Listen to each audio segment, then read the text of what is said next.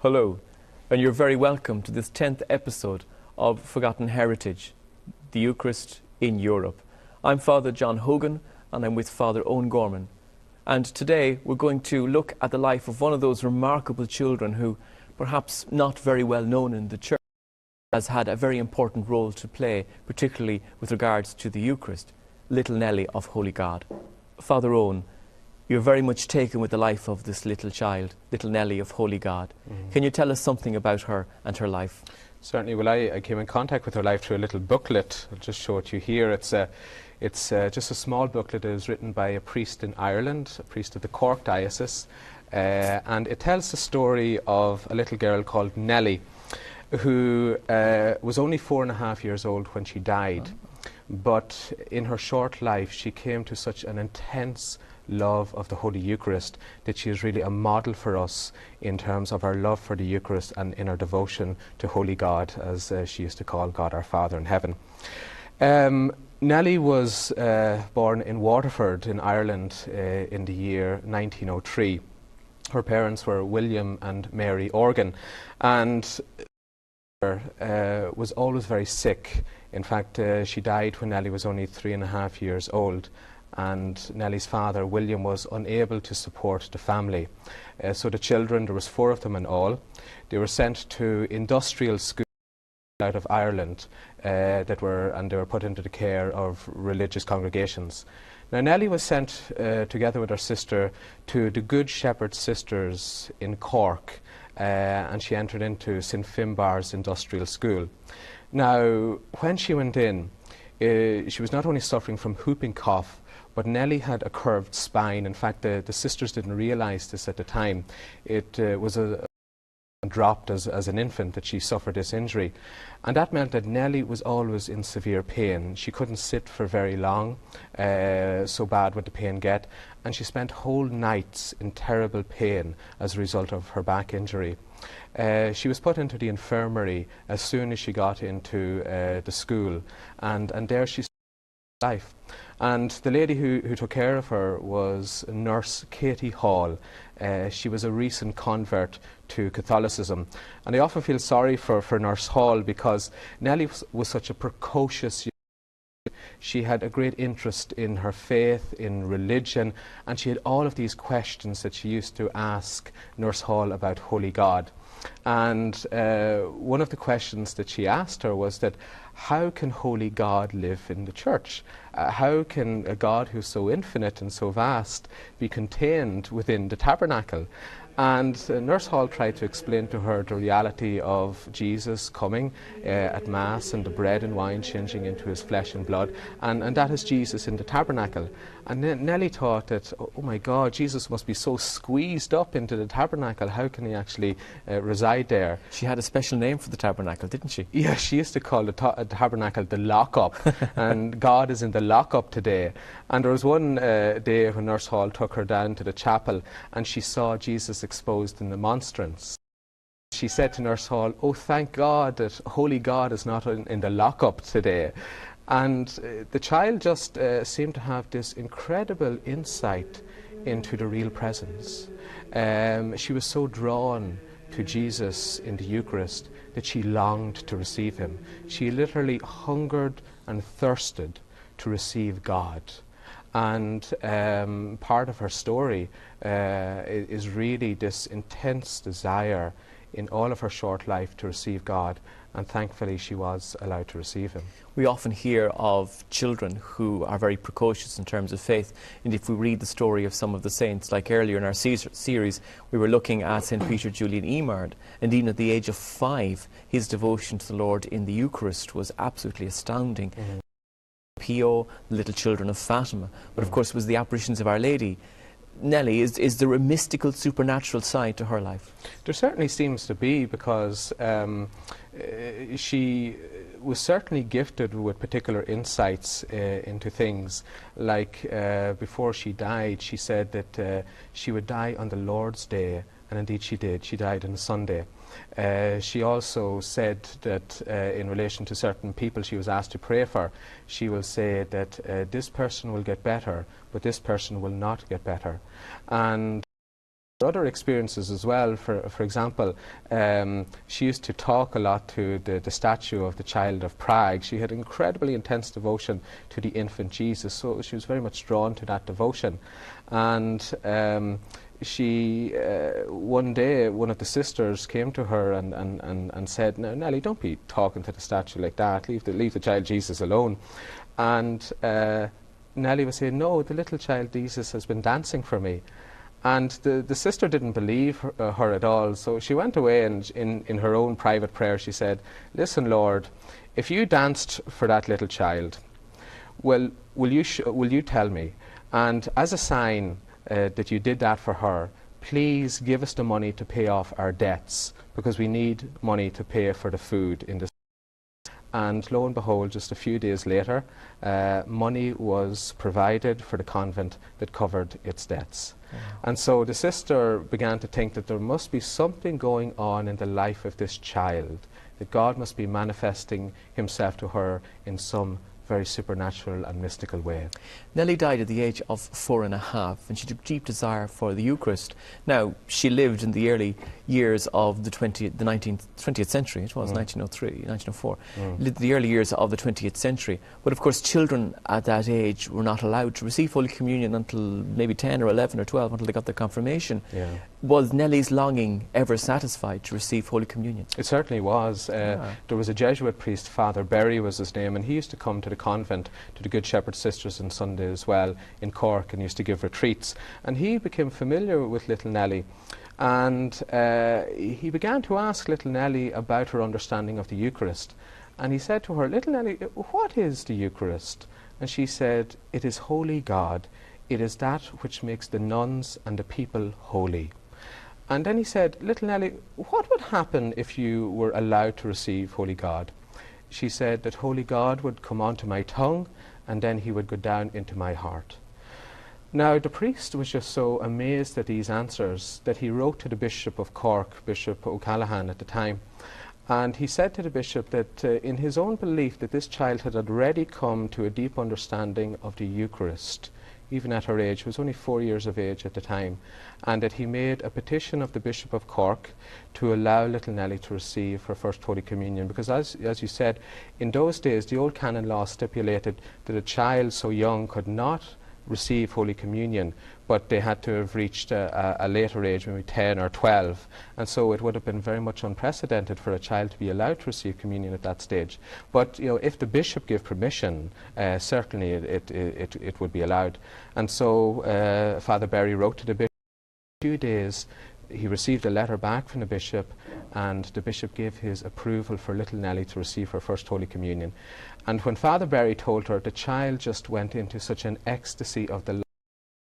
She couldn't sleep the whole night before her first Holy Communion.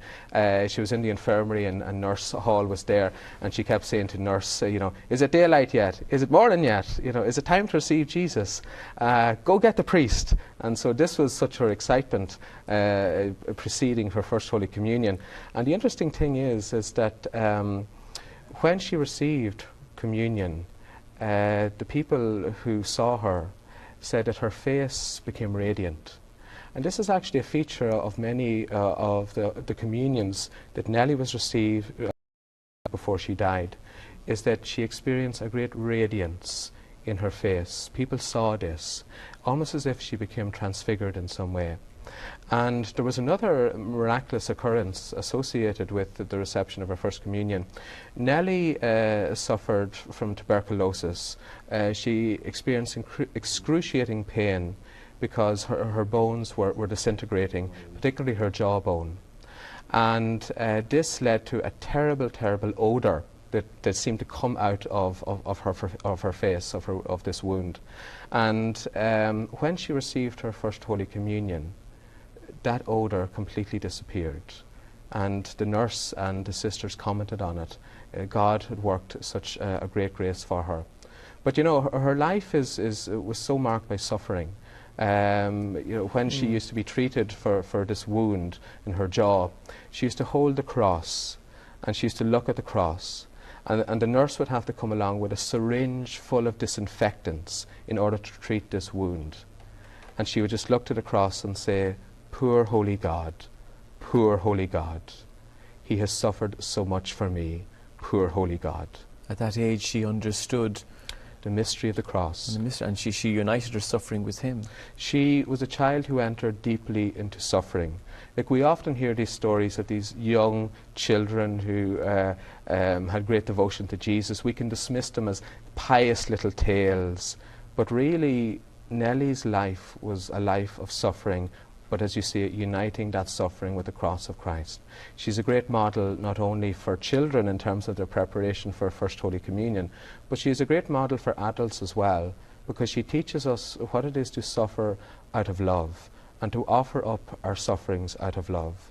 And she approached her sufferings with great fortitude. In fact, this was the virtue that many people remarked that was most prevalent in her life: fortitude. She wasn't afraid of death, but she had confidence in God, and she faced the sufferings and the pain in her back, in her face, throughout her body, as her body became racked with tuberculosis, with great fortitude, offering up all of that to God out of love. Like the children of Fatima, Francisco and Jacinta, basically the story of this little girl's life is a lesson for us, for adults, to come closer to Jesus in the Blessed Sacrament, and, well, to see the source of all the strength for our lives. Like, Nellie really understood that in the Eucharist she found the strength to help her bear her sufferings. Absolutely. She hungered for God. There was one occasion in which it was the middle of the night. Katie Hall was fast asleep, and she shouted out, "Nurse, nurse!" And, you know, Katie had to get up and go to her bedside. She thought there was something that was wrong with her. And Nellie said, "Go get the priest." And nurse says, "Well, it's the middle of the night. Go get the priest. I want to receive Jesus." This was the intensity of the longing that was in her life to receive the Lord. Nurse didn't comply with her request at all. She just tried to get her back to sleep, to get her to calm down. But it reveals the intense love that was part of her heart, that was so deep in her heart for Jesus. What a wonderful way to end our first part of this episode. I want to see Jesus seems to emanate from this little girl's soul. Please join us for the second part, when we continue to look at the life, the example of little Nellie of Holy God.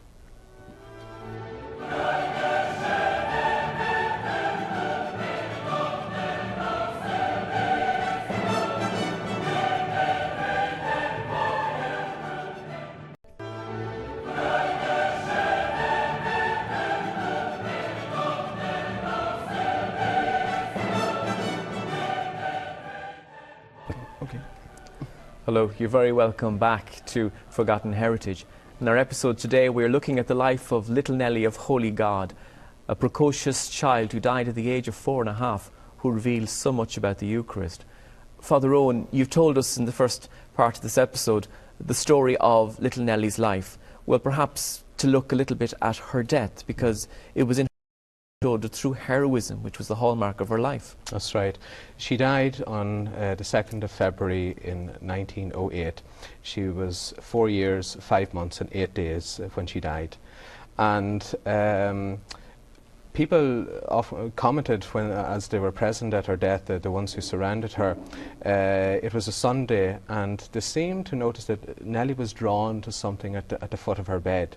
It was 3 o'clock in the afternoon. She became very still and motionless, and her attention seemed to be drawn to something or somebody that seemed to be there. And for an hour state, and she passed away at 4 o'clock in the afternoon. She was buried then in St. Joseph's Cemetery in Cork, and a year later her remains were exhumed and they were transferred to the Good Shepherd Sisters Convent in Sunday's-Well in Cork. And it became a place of pilgrimage for people. Many people who were sick or in need of help came to her, and there they experienced many healings, many spiritual favours. There is the tradition that many crutches were left at the graveside as a testimony to that many people believe they experienced through her. So it's amazing how this little girl and the influence that she has had, because what happened is that devotion to her began to spread out from Ireland, and particularly towards the French church Interestingly enough, a number of French prelates became very interested in her life, and there was one, Father de Roches, who wrote a 200-page book on her life. And this book was actually presented to the Pope at the time, Pope Pius X. And Pope Pius, interestingly enough, was familiar with little Nellie, because Pope Pius had an intention within his heart. Pope Pius wanted to lower the age in which children would be allowed to receive Holy Communion. In the old canon law, they had to reach an age around 10 or 12 in order to receive Holy Communion for the first time. But Pius wanted to lower the age so that children of 8 or 9 would be able to receive communion. And the story that has come to us is that he asked God for a sign. He wanted God to indicate to him in some way God's favour for this request, desire that this should be so. And it is said that when he heard the story of little Nellie, when he heard of this young Irish girl who at the age of 4.5 loved Jesus so much in the Eucharist and was allowed to receive Jesus, he said that that is it. That is the sign that I wanted. And in August 1910, he issued the decree Quam Singulare that allowed children of a younger age to receive Holy Communion. It's interesting when we look at the lives of the children of Fatima, Jacinta and Francisco, and they're the youngest non-martyr saints in the church. And of course we have another little one coming up, the Venerable Antoinette Mayo, who was only 7 when she died. Little Nellie was 4.5. Is there the possibility of opening her beatification and canonization, or is she just too young? Well, that is a question, and you know my desire in relation to this. I would love to see a cause opened up for little Nellie. I really would. You mentioned, the children who have already been beatified at such a young age, and I would love to see little Nellie added to that number. Some people maybe would say, well, she was too young. She was 4.5 years of age when she died.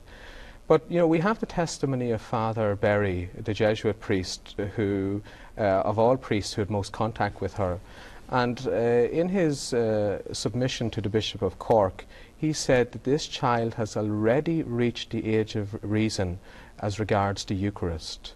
We have the testimony and the witness of the people who knew her and the sisters who took care of her, and the stories of the spiritual favours that have come through her intercession. And I think it makes a compelling case, and it would be a marvellous thing for the Church, I believe, to have one so young, venerable, blessed, and please God, saint. We already have a patron saint of First Communicants, and that's Blessed Imelda Lambertini. But Nellie gives us a wonderful message, not only for First Communicants, not only as a model of entering into the reception of First Communion with the reverence and the love and the heartfelt devotion for Holy God in the Eucharist, but she's really a saint for adults as well. She teaches us how to suffer in union with Christ, and she teaches us to put the reception of the Eucharist at the centre of our lives, particularly if our lives are marked by suffering. That we are called to draw on the strength of the Eucharist in order to help us to carry our crosses and to allow the sufferings that is part of our life to be offered as a gift of love to God for some soul somewhere in the mystical body of Christ. One of the requirements to open a cause for beatification is that there is a fama, which is a reputation for holiness among the people and a devotion among the people. Is there devotion to little Nellie today? There is. In Ireland, certainly in Cork, where she died, certainly there are many, many people who are devoted to her, who have kept an interest alive in her story, in her life, and who would love to see this little child beatified and canonized. And certainly, I think it's 100 years now since her death. She died in February 1908. And there are certainly signs of a growing and a widening devotion to her within Ireland and hopefully internationally as well.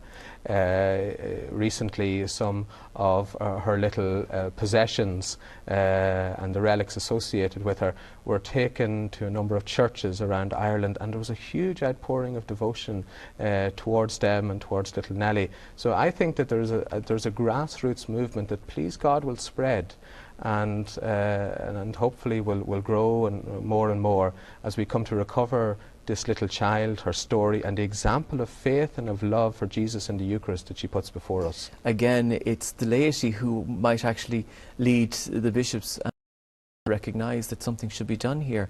But if we were looking at little Nellie, I just was reflecting on it, and I come to mind that if she's to be a patron, one of the things she could be a patron of is the catechesis of children. Certainly. Which is in crisis at the moment, certainly in the Western world. Many programs are not really fulfilling the needs and the requirements of the Church, are they? Indeed, it is an area of catechesis that has been weak in certain parts, certainly in recent years. The whole catechesis on the real presence. There are certain programs that would refer to, say, the consecrated host in terms of maybe blessed bread or holy bread. As we were talking one day, at breakfast time, as we say grace before meals, and when we bless the food, that's blessed bread, that's holy bread. But the Eucharist is something more, something so completely different in terms of its substance. It is Holy God Himself. And so we need to recover a language in our catechesis that really, really explains to us and puts before children the reality of the fact that this is something so awesome, so incredible. This is God Himself. And so the catechesis of children in terms of the real presence is something that definitely needs to be looked at. One of the things that strikes me when we talk about this, for example, among priests and among catechists, and that is that children do not have the ability to understand the Eucharist and transubstantiation and all of this, and so we have to present it in a way which will speak to children. And I have a difficulty with that, because I'm looking at children and the age in which we're preparing them for First Holy Communion. They're also doing other subjects in school which are quite advanced and at an advanced stage. And yet when it comes to religion and catechesis, we dumb it down instead of actually bring them along and advance them. And I think that's one of the problems we have. And I think that little Nellie reminds us that children do have that ability, an ability to understand. And in fact, they probably have a greater ability than adults, because a child in his or her innocence is open to faith. And we can see that in so many other areas. Indeed, yes. They lap it up. They really have such a great desire to know and like one of the things that I would try to do as a priest in terms of the preparation of children for First Holy Communion is to bring them to the church, bring them into the sacristy, show them the monstrance, show them the vessels that are used at Mass, and they're so full of awe. It's always a great moment when you show the children the beautiful monstrance or the humeral veil or just the vestments we use. They are just so taken by it. And it doesn't take, children have great imaginations. It doesn't take a lot of explanation to just put them before the tabernacle and say, listen, this is where Jesus is, okay? He is there under the form of bread. That is how He comes to us. He wants to feed us, and He wants us to come to Him as the bread of life. And Jesus is so happy to come into your heart in Holy Communion that He longs to turn your heart into His little tabernacle, the home in which He dwells. We can all understand that. Children can be taken by that. And in the preparation of children for First Holy Communion, it is the children, certainly the ones that I would be dealing with in classrooms, they're so eager to receive Jesus. But what happens is that it's sometimes the adults that put on these other things in the way that they take away from the innocence of that faith. The huge expense that there is in many First Communion ceremonies now. I know in certain parts of the world, as little girls have been done up for Holy Communion, very children have been prepared with fake tan. That's right. And there needs to be a pulling back of from all of the excess of expenditure on money in First Holy Communion, and to return to a more innocent and faith-centred celebration of this day. And there are many families that I know are trying to do that, but they find themselves swamped by all of the materialism, the crass materialism that has been poured into this day. Indeed. And some children get so confused that when you ask them, what are you looking forward to in your First Holy Communion, they say, oh, the money. You know, that has come from adults, not from children. Well, let's hope little Nellie can help us to recover the day, the Eucharist. We thank you for joining us in this episode of Forgotten Heritage. And we begin, or we end our programme with a little prayer. May the Lord watch over us and protect us, and may He make us like children, that like little Nellie of Holy God, we may recognise who He is in the Eucharist. We end with our blessing. The Lord be with you. And also with you. May Almighty God bless you, the Father, and the Son, and the Holy Spirit. Amen. Join us next time when we'll be looking at the life of St. Edmund Erasmus, an English martyr who teaches us about the power of the Holy Eucharist in time of persecution. We'll see you then. God bless you.